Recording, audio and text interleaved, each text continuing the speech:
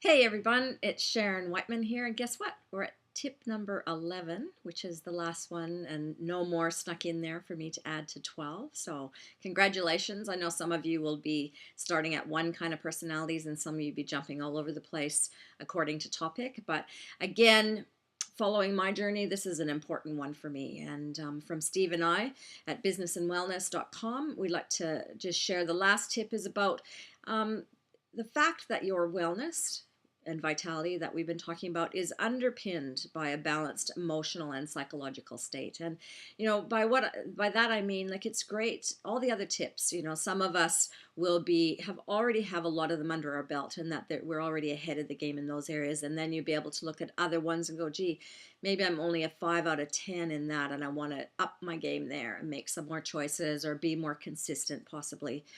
But no matter what other choices you're making with activity, with shopping, with mindset choices, chunking for success, with your water intake, all those other things we touched on, they're all of them will be impacted by our, I think, skill development and skill sets in being healthy emotionally and psychologically, mental and psychological well-being. It's very well known that our world is very stressful. If we could see each other, you can see me, but if I could see you and I asked you this question, do you think we have more stress now than possibly what our grandparents experienced, 10, 20, 30 years ago? Absolutely.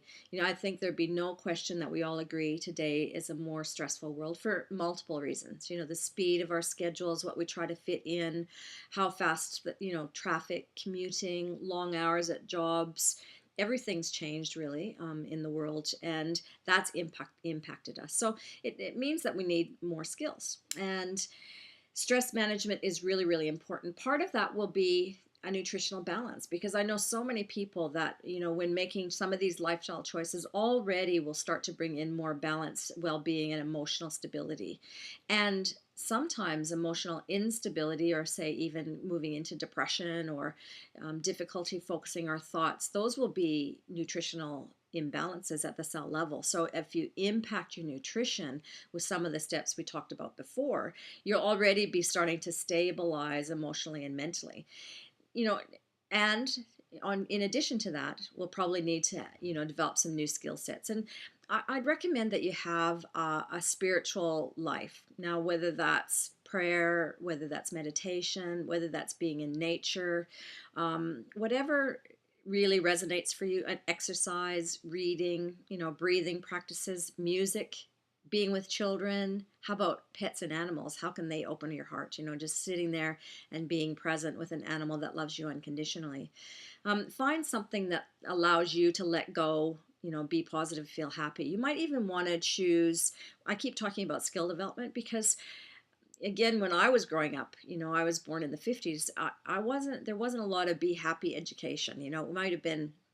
Actually, I don't remember that when I was growing up. It could have been there. But, one of the things I've learned along the way is to learn skills of what I allowed myself to mentally focus on, and whether I have little anxiety things happening where I'm focusing on negatives, or maybe catastrophizing something that, really, if I analyze it from a balanced and a common sense point of view, it's, most people don't die in a car crash if someone's coming home late, or, this. If I look at the true statistics of what I'm sort of making a mountain out of a molehill about, I can sometimes calm my mental obsessing potentially. I don't know if anybody relates with that. There may be certain areas of your life that might trigger that or not. And for me, there's been really potent education that I've learned from mentors, from books. I personally resonate with the law of attraction information, where I've learned to seek out looking for the positive in my life, as opposed to possibly having a habit of ruminating over maybe things that didn't go quite my way or quite in the way I wanted to.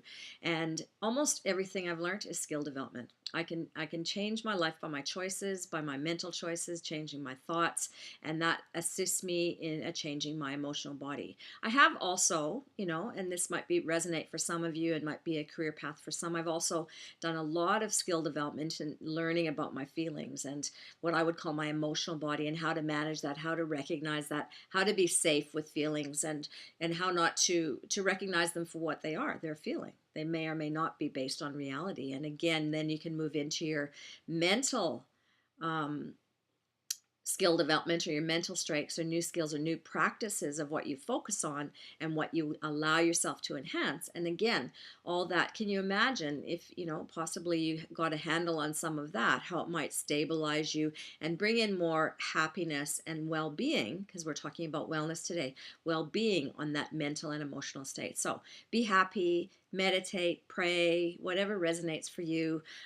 Join us on Business and Wellness. Let us know what your favorite relaxation and mental happiness tips are. And, you can head us to some skill development as well.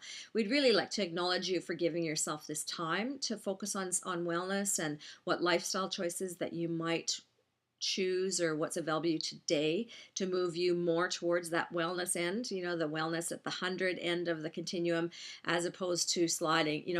Truth is, I hate to end on something negative, but if we don't, all of us, myself included, if we do not take proactive steps, guess what way we're going on that continuum? That's right, towards death. We're slowly sliding. And unfortunately, some of us have been educated that that's aging, and that as we get older, that wellness goes that way. And it doesn't really have to go that way as fast.